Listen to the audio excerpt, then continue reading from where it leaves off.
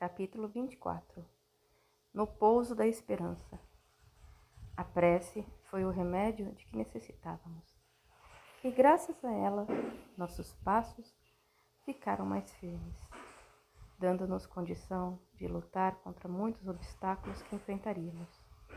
Enquanto seguíamos, analisava meus companheiros e os admirei demais, conceituados médicos e excelentes técnicos da espiritualidade maior, ali estavam, enfrentando, na maior simplicidade, vibrações violentas das zonas umbralinas, ao passo que no mundo físico basta a pessoa ter uma vida melhor para procurar as mordomias. Zeus, vendo-me fitá-los, sorriu dizendo: vamos recordar os provérbios, capítulo 28, versículo 18 e 19. Aquele que anda em simplicidade será salvo, porém o que anda por caminhos perversos cairá por sua vez.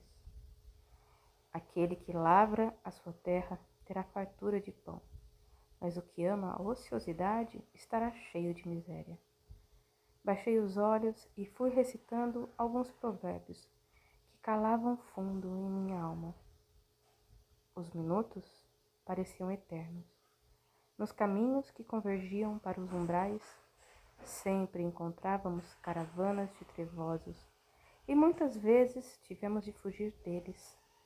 Já estávamos quase chegando à estação das águas, quando deparamos com algumas mulheres que davam boas gargalhadas. Eram 10. Examinei-as. Seus trajes eram muito parecidos com os de certas meninas. Saias curtíssimas e blusas decotadas, brincos que iam até quase a cintura. Enfim, a aparência que o encarnado vê quando cruza com jovens vulgarmente vestidas. Todos passavam por elas de cabeça baixa, ignorando-as. Eu, como a estava observando, despertei a atenção, e elas, brejeiras, foram aproximando-se de mim, dizendo: oi, garotão, como vai? É novato aqui? Confesso que não sabia o que responder. Aloísio socorreu. Não, ele trabalha para Zaira. Ao ouvir este nome, recuaram. Perdoe-nos, não está mais aqui quem falou. E foram andando de costas, olhando-nos assustadas, pois que sumiram na estrada. Perguntei a Aloísio: quem é Zaira? Antes de saber quem é, agradeço-me por tê-lo livrado delas. Mas quem disse que eu queria me ver livre? Todos riram e Misael retrucou: por isso não, elas foram para o Vale do Prazer. Se desejar, nós lhe ensinamos o caminho. Desculpe, doutora, falei baixinho. Sabemos que está brincando, ainda indaguei intrigado. Por que me enxergaram? Nós, Luiz, para penetrarmos nessas regiões inferiores, tivemos de revestir os nossos perispíritos de fluidos densos para esconder nossa procedência, ocultando as aparências do plano em que vivemos. O irmão, através da curiosidade, chamou a atenção sobre si e se fez visível. Nada mais desejei saber. O lugar ia ficando terrível. O silêncio quebrado apenas por brados, uivos e gargalhar sinistro. Já estávamos no Vale da Dor. A vegetação, diferente, apresentava arvoredos com folhas vermelhas a balançar agressivamente. Algumas árvores lembravam animais pré-históricos. Confesso que o papai aqui tremia mais que aquelas furiosas árvores. Isis segurou minha mão, dizendo: Deus não desampara seus filhos. O aspecto era o de uma guerra, ora coberto de névoa, ora o vento zunindo terrivelmente nos nossos ouvidos. Outras vezes parecia que ia acontecer um terremoto. Recordei-me de uma atração de parque de diversões, a Casa do Terror. A cada minuto, uma surpresa. E uma delas foi observar o contraste ali existente. Casas que nos assombravam, umas paupérrimas, outras luxuosas. compreendi que, além de governar aquele lugar, Zaira controlava e administrava algumas coletividades sombrias, subjugando várias mentes encarnadas à distância. Por que eles não estão deformados? Perguntei. Se prestar atenção, vai notar que são diferentes. Ao penetrarmos naquela cidade, podíamos perceber que o sexo e os vícios dominavam. E infeliz daquele que para lá fosse atraído, pois víamos que muitos eram escravizados, principalmente as mulheres. Vamos imaginar que era uma cidade da prostituição e que de lá partiam as caravanas de mulheres para perturbar os encarnados. Vamos até Zaira? Misael respondeu. Impossível. Estamos aqui apenas para retirar uma irmã que abusou por demais do sexo. E hoje, dominada pelos torturadores de Zaira, clama para ser socorrida. E onde ela está? Uma equipe de socorro já nos forneceu o local. E assim fomos andando. Já nas proximidades do lugar indicado, constatamos a pobreza e a falta de higiene, lembrando-me certos lugares da terra. Em dado momento, vimos deitada no chão uma mulher com os cabelos em desalinho. Ao fitar seus olhos, quase morri de susto. Era uma pessoa conhecida minha, que não me reconheceu e gritou: "Não me maltrate! Não vou à terra participar de orgias. Eu quero esquecer o que fiz de errado. Deixe-me em paz." Falou tapando os olhos com a mão e permanecendo deitada no solo. Senti vontade de abraçá-la, mas deixei que os outros a socorressem. E assim foi feito. Envolvemo-la em fluidos tranquilizantes e nos retiramos. Sei como vamos vencer os guardas e os lacaios, mas a nossa caravana nem sequer era notada pelo estranho povo daquele vale. Romilda, amparada por mim e por Aloísio, parecia dopada. Levaremos só ela ou vamos a outras pocilgas prestar socorro? Inquiriu Kelly a Misael. Eu gostaria de tirar uma gente daqui, completei. Luiz, todos nós gostaríamos, mas é terrível a condição de vida desses espíritos. Mesmo assim, subjugados, eles resistem a serem levados para as colônias de luz. Daqui partem muitos espíritos que se comprazem com o encarnado no sexo e nos vícios. Para eles, a desencarnação não ocorreu. Adoram as festinhas regadas a pó e a sexo. E muitas vezes desequilibram famílias e fanáticos religiosos. Romilda arrotava, como se estivesse bêbada. Olhei-a intrigado, obtendo a resposta. Ela sempre se embriagava junto a um encarnado e também gostava de comprimidos.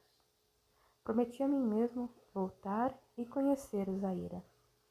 Vai hospedar-se no seu rico palacete? Indagou-me Aloísio. Está com ciúme, nego? Não, Luiz. Pode reinar em paz. Tudo era brincadeira, pois já principiávamos a respirar aliviados. Quando chegamos a um certo local, Romilda foi alojada em uma das macas. Até ali, comportara-se como se fosse um robô, sustentada mentalmente por Amintas. Também ele precisou tomar um passe após tê-la acomodado. Ensine-me esse trabalho? Como não? Venha cá. Aproximei-me de Ápila. Como qualquer órgão, o cérebro é suscetível de educação, mediante exercícios persistentes, graduais e cuidadosos. É um trabalho simples, mas para efetuar o que no começo parecerá impossível, torna-se preciso muita dedicação. Ademais, há um perigo. Se não imperar a mais elevada pureza de pensamento, palavras e atos, nada será efetuado. Para penetrarmos em outra mente, antes temos de educar a nossa. A necessidade de colocar o paciente em transe. E para que isso ocorra, nós também temos de alcançar outra dimensão. Obrigado, amigo, mas prefiro ser apenas um aprendiz de Jesus. Um dia, talvez, eu chegue a ter uma grande força espiritual. Ele alisou minha cabeça, num gesto amigo. Depois partimos em busca de uma casa de socorro. Logo avistamos o pouso da Esperança, que nos surgiu como se fosse uma bela nave espacial, pois era todo redondo, assim como seu belo jardim. O que impressionava na sua base era que ele não estava fixado ao solo, podendo mudar de lugar a qualquer momento. Por quê? Indaguei. Kelly me respondeu. Porque muitas vezes eles têm de fugir. Tal a violência dos ataques de Zaira, não só dela, como de outros trevosos. Assim adentramos o pouso da Esperança, onde fomos recebidos pelo irmão Zeferino, que prontamente providenciou alojamento para nossa irmã.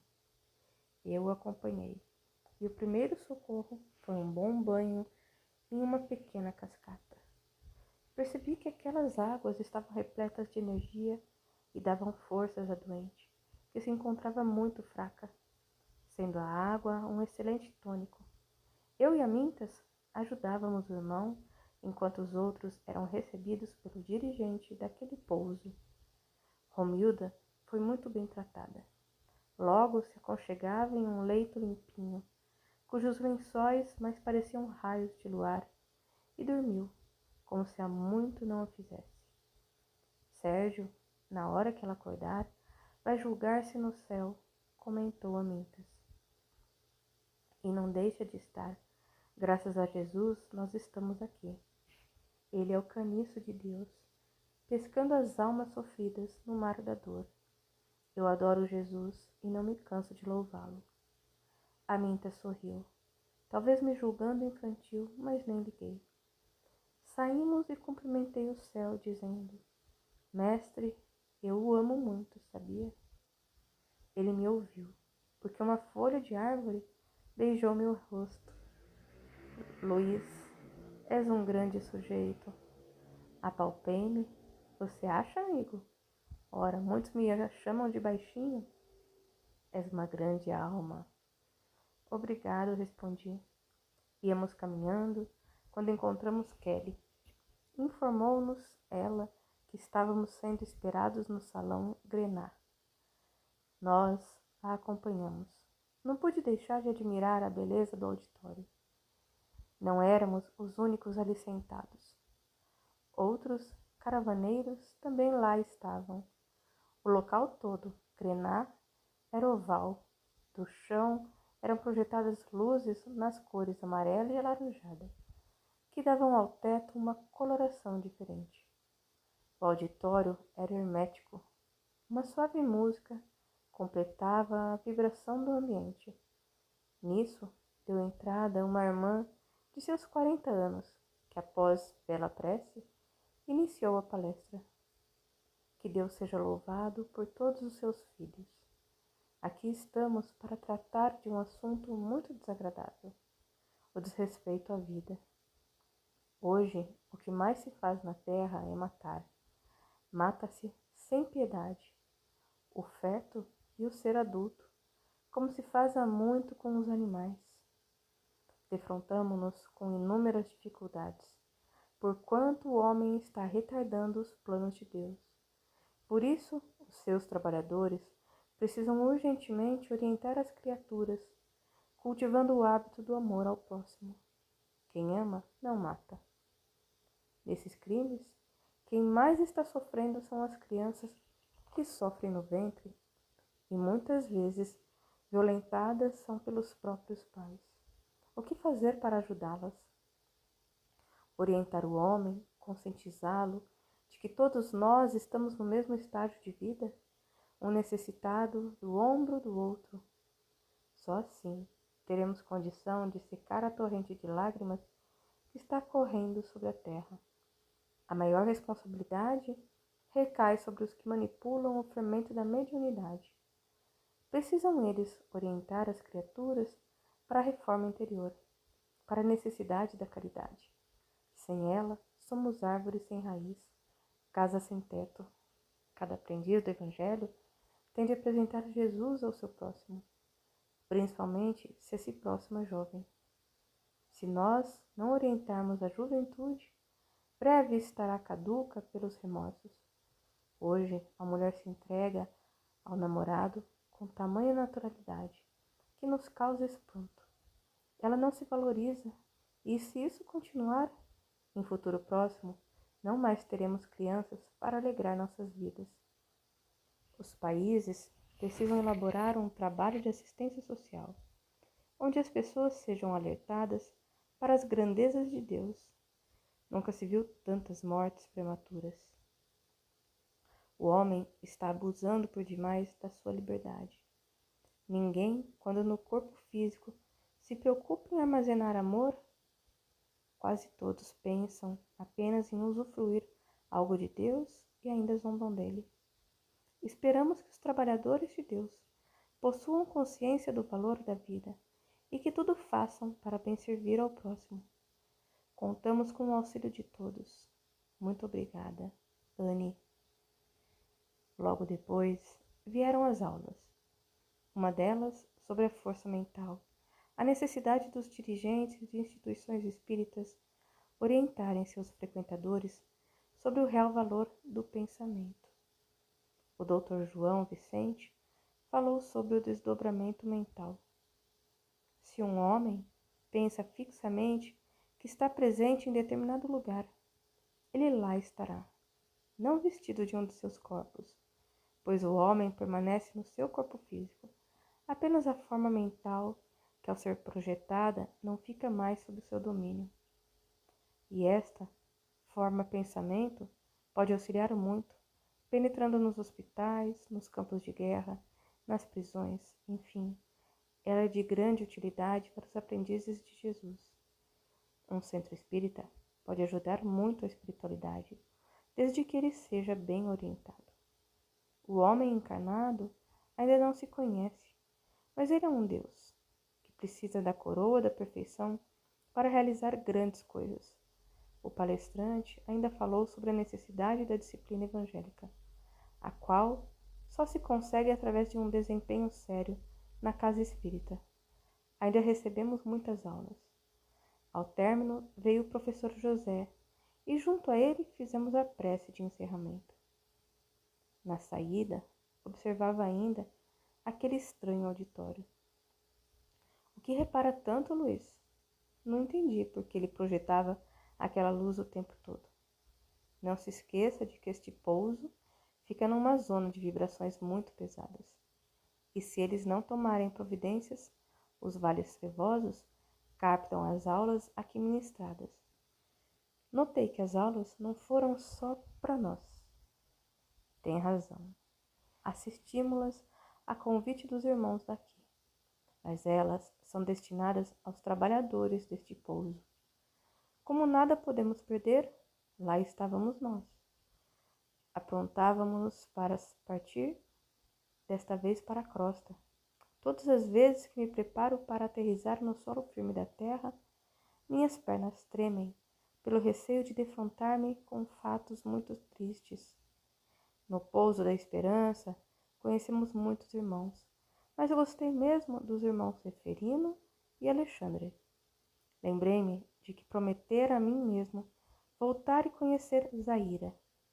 Irmão Zeferino aconselhou-me ao captar esse pensamento. Irmão Luiz, não se preocupe com o dia de amanhã. Zaira terá o seu dia e não vai demorar muito. Fiquei quietinho, orando em silêncio para Deus, o ser mais perfeito do universo. Capítulo 25. Laços familiares interrompidos. Despedimos-nos do pouso da esperança e logo estávamos no plano físico, visitando a casa espírita. Com prazer, revimos os queridos amigos, juntando-nos aos seus trabalhadores para prestar auxílio a vários desencarnados, principalmente por acidente.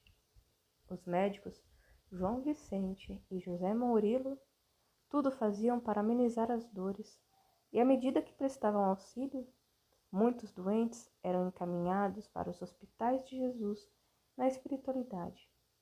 Notei a quantidade de jovens e perguntei ao irmão João Vicente: O que está acontecendo?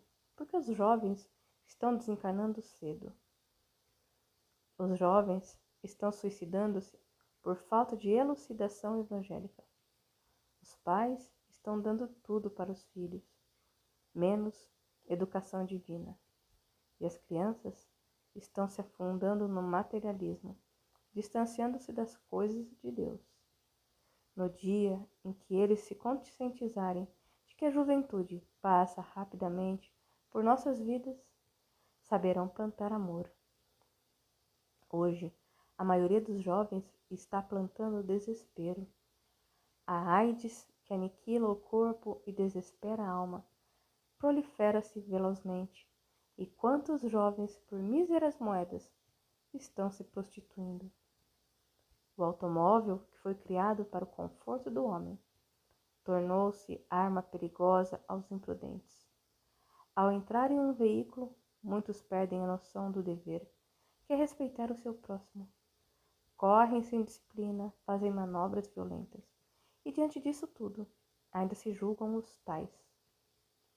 Um jovem cauteloso com as leis de Deus não abusa do seu direito de cidadão. Hoje, Luiz Sérgio, muitos jovens pensam que jamais irão envelhecer e, sem caráter, gastam o dinheiro dos pais e ainda os envergonham. Mas, doutor, já vi muitos jovens espíritas também praticando atos indignos de desrespeito ao próximo. Sinto contestá-lo. Espíritas não. Jovens que conhecem a doutrina, mas ela não está nos seus corações. A doutrina espírita é Cristo em ação. Aquele que se diz espírita, muitas vezes a conhece, mas não a pratica. O jovem espírita abraça o sacerdócio da fé, da esperança e da caridade. Ele não fuma, não bebe, não pratica atos obscenos, não violenta o seu próximo, apenas luta para que a sociedade onde vive seja mais digna. Estamos falando aqui de espírito que está em nova roupagem, porque para nós não existem jovens nem velhos, e sim espíritos que precisam evoluir. Irmão, ali no quarto 6, vimos muitas crianças desencarnaram com drogas. Todas são consideradas suicidas? Sim. Qualquer morte provocada é suicídio. O irmão fala da sala 6, mas quero mostrar-lhe a sala 8, que abriga vários adolescentes de 12 a 16 anos. Todos eles desencarnados pela droga, pelo aborto ou por acidente, levados por uma sede imensa de liberdade. As moças, muitas, estão em busca de algo que nós, os espíritos, não sabemos o que seja. Olavo diz que a cruel repressão do passado foi gravada nas suas mentes e hoje elas julgam que foi rompido o tabu e querem aproveitar o máximo possível. Nessas orgias exacerbadas pela droga, encontram a morte prematura, que tanto as faz gritar por socorro. A jovem moderna, sem educação religiosa, está atropelando o destino, forçando os acontecimentos. Está se tornando mulher muito cedo e também chegando cedo aos sofrimentos. Vamos até a sala 8. Fiquei um pouco pensativo. Posso, doutor Zeus? Se o irmão desejar, mostrar-lhe-emos as doenças. Se você, Luiz, assim o quiser, fazemos votos que a aula seja proveitosa. Não pensei 2 vezes. Logo estava eu junto ao doutor João Vicente, na sala 8, que vamos chamar de enfermaria, onde várias meninas gritavam sem cessar. Todas elas, amarradas às camas, recebiam um banho de luz azul. O ambiente recendia a carne queimada, muito forte. Fitei aquelas faces, algumas lindíssimas, outras deformadas pelo ódio que havia em seus olhos. Os órgãos sexuais de Eurinda, uma das assistidas, notava-se uma cor escura. Perguntei ao médico o que acontecera com ela. Prostituiu-se muito cedo. Era garota de programa e nesses encontros contraiu uma doença terrível que nem a medicina soube explicar. Irmão, por que elas não exigem que seus parceiros usem preservativos? Muitos homens não os aceitam. Daí o aumento da AIDS e de outras doenças sexualmente transmissíveis. Mas isso é um crime, doutor. É, Luiz Sérgio. É crime desumano que os sanitaristas ignoram. A prostituição juvenil é terrível e aumenta a cada dia. Olhei uma, olhei outra, a Suzane, e ela pôs a língua de fora para mim. Joguei-lhe um beijo de carinho. Ela cerrou os olhos e vi uma lágrima molhar seu rosto de menina moça. Perguntei o que fizera. Abortou 10 crianças. 10? Mas ela deve ter uns 16 anos. Mesmo assim, já é portadora de uma ficha repleta de faltas e de violação às leis de Deus. O que as leva a entrar nessa vida? Falta de orientação. Para elas, o dinheiro da prostituição é seu único meio de sobrevivência. Mas muitas entraram na droga por intermédio também do sexo. Os namorados, traficantes e viciados levaram-nas ao vício e depois à prostituição. Está vendo aquela outra ali? É a Célia. Desencarnou com AIDS. Contraiu a doença através de um colega do seu irmão. Namorou-o e quase todos os namoros de hoje o sexo estava incluído.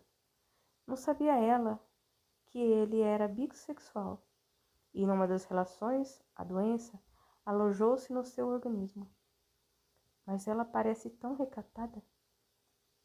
Sim, é uma boa menina, mas como boa parte de sua geração, praticava o sexo descontroladamente. Ela também desejou entrar na onda de uma sociedade sem Deus. Sabe, doutor, os pais têm pouco de culpa, não é mesmo? Temos a incumbência de curar, de amenizar, de encaminhar os doentes. Mas quem pode julgá-los? São eles mesmos. E creio eu que cada um sofre por demais. Não é fácil sentir o apodrecimento do seu próprio corpo e o desespero na alma. Daqui, para onde eles irão? Para os prontos-socorros da espiritualidade, até serem transportados para algum dos inúmeros hospitais de Jesus. Ainda bem que os trevosos não os pegaram. O doutor João Vicente atendeu o chamado de um dos médicos que prestava assistência àqueles doentes e gentilmente me agradeceu a companhia. Dando por encerrada nossa conversa, despedi-me. Um abraço, amigo, e seja sempre um operário de Jesus em ação. Fitou-me com uma bela expressão de carinho e aduziu: seja também feliz, Luiz Sérgio. Voltei para junto dos outros, pois teríamos trabalho numa clínica aborteira, onde a especialidade do doutor era assassinar fetos de 4 a 6 meses de vida uterina. Para lá nos dirigimos. A clínica ficava num bairro de classe média alta. O doutor, muito conceituado por seus clientes, sentia-se um deus, tudo muito limpo. Quem a visitasse poderia imaginar que o doutor, Argemiro, praticava tais crimes levado pela ambição, sem o menor constrangimento. Esperávamos vários espíritos, médicos, irmãs de Maria, enfim, diversos trabalhadores do Senhor. Uma bela senhora segurou as mãos de Misael, dizendo: não deixe minha neta fazer o aborto, não deixe. Misael lhe respondeu: estamos aqui para trabalhar. Ore a Deus para que sua neta tenha consciência do que vai fazer. Aquela mulher estava transtornada. Era o avô da menina que estava reencarnando e a avó sofria por presenciar o desequilíbrio daquela que tanto amava. Quando a nossa equipe entrou na sala cirúrgica, a neta da senhora já estava sendo preparada. Zeus fez de tudo para o médico desistir. Provocou-lhe tontura, ânsia de vômito, tremor nas mãos. Entretanto, sua ganância era bem maior e rapidamente Foi feita a operação cesariana. Sim, meus amigos, cesariana. O feto ainda nasceu vivo, mexendo os pezinhos, mas ao invés de ser acolhido em incubadora, foi friamente assassinado por aqueles que ali estavam. Mesmo jogado fora, permanecia com vida. Nossos médicos tudo faziam para socorrê-lo, até poder retirá-lo do frágil corpo físico. O tempo que aquele feto se debateu em busca de oxigênio foi um dramático pedido de socorro. Aproximei-me de Isis e indaguei: por que não o separa logo do corpo físico? Esperamos que ocorra um milagre, que alguém se arrependa, mas nada. O médico já costurava o pequeno corte da cesariana, e a jovem logo estaria na onda da moda, pronta para mais uma gravidez. Que tranquilidade, falou para a enfermeira o médico. Não sabia ele que no plano espiritual nós tentávamos conter a avó, que abraçada ao corpo da frágil criança gritava: perdoe, querido. Ela não sabia que era você, perdoe. Mas o feto urrava de ódio. Logo presenciamos sua transformação, que se operou parcialmente, de uma frágil criança para um homem já idoso. Os médicos aguardavam, mas ele mal podia sustentar a cabeça de homem no corpo de um feto de 5 meses. Eu vou matá-la, dizia Eusébio. Eu vou matá-la. A avó suplicava. Não, não, ela não quis você, porque é muito jovem ainda. Tentou levantar-se, mas as pernas eram mínimas. Ele olhava a neta ainda sonolenta e gritava: assassina, assassina, assassina. Kelly o adormeceu. Mas qual foi a nossa surpresa? A pacata vovó aproximou-se do médico aborteiro e disse com muita raiva: você vai sofrer muito. Eu vingarei o meu velho. Você nunca mais terá paz. Eu não sabia se acalmava a senhora ou assistia à retirada do feto. Cheguei perto da avó e falei: vamos embora. Eu gosto muito das vovós. Tenho a mais bela de todas. Não gostaria de vê-la sofrer. Venha comigo. Não, eu vou obsidiá-lo até ele não aguentar mais. Vou chamar todos os que ele fez sofrer e não lhe darei mais sossego. Não faça isso. Vamos passear lá fora, falei, acariciando-lhe os cabelos. Ela aceitou o meu carinho, mas ao passar pela neta gritou: assassina, vai morrer seca e pobre. A menina captou aquele desespero e começou a gritar. Viu como é fácil levá-los à loucura? Disse a avó. A consciência deles é o passaporte para que todas as suas vítimas venham obsidiá-los. O ódio que tem no coração é morada para os espíritos vingativos. Mas você, vovó, não é um espírito vingativo. Tenho fé de que no seu coração o ódio não vai alojar-se. Ela me abraçou, soluçando. Leve-me embora para minha colônia. Quero esquecer que um dia eu tive uma família. Quero esquecer. Abracei-a. Antes, lancei um olhar suplicante a Misael, indagando: o que eu faço? Misael sacudiu a cabeça em sinal de assentimento. Leve-a para a espiritualidade. E assim, logo estávamos na Colônia das Rosas, onde a querida vovó foi recebida por irmã Stefânia. Querida, foste à terra mesmo sendo advertida das consequências. E agora, o que me dizes? Perdoe-me, irmã. Não tive equilíbrio suficiente para presenciar o ódio que fermenta no plano físico. Ao ver o meu velho sofrer, esqueci tudo o que aqui aprendi e virei um bicho defendendo a cria e a família. Esqueci, irmã Stefânia, que todos somos irmãos e que a nossa família é a universal. Quero ir para a ala de tratamento. Virou-se para mim. Obrigada, Luiz Sérgio. Jamais o esquecerei. Estarei sempre orando por você, meu jovem, esperando que todos os seus sonhos se concretizem. Jamais vou esquecê-lo. Só lhe peço que não se esqueça de mim. Jamais, minha irmã, vou esquecê-la. E lhe prometo que tudo farei para que sua neta encontre o Cristo e se torne uma mulher digna, para novamente merecer a confiança de Deus e receber um filho que dela necessitará para toda a vida. Em seu olhar transparecia a dor que lhe ia na alma. Ela parecia não acreditar nas minhas palavras, mas segurei a minha Bíblia e me despedi da colônia das rosas, levando junto a mim o perfume da esperança de que no amanhã as mulheres não serão mais vítimas de si mesmas, para levarem até a presença de alguns carniceiros o que carregam dentro de si, o tesouro da continuação das espécies, um filho, o filho da sua carne e do seu espírito, alguém que Deus lhe ofertou para que os seus dias não fossem de tédio, alguém que volta para completar o aprendizado da vida física, alguém que o seu corpo de mulher abrigou em nome do Criador. Abençoada sejas tu, mulher que lutas contra a fome, a doença, o abandono e inúmeras dificuldades para conceber um filho no teu ventre. És uma embaixatriz de Deus na terra e todos nós te louvamos agradecidos. Abri o livro querido e caiu esta bela mensagem. Eclesiástico, capítulo 38, médico terrestre e celeste. Honra o médico porque é necessário, porque o Altíssimo é quem o criou, porque toda a medicina vem de Deus e receberá donativos do Rei.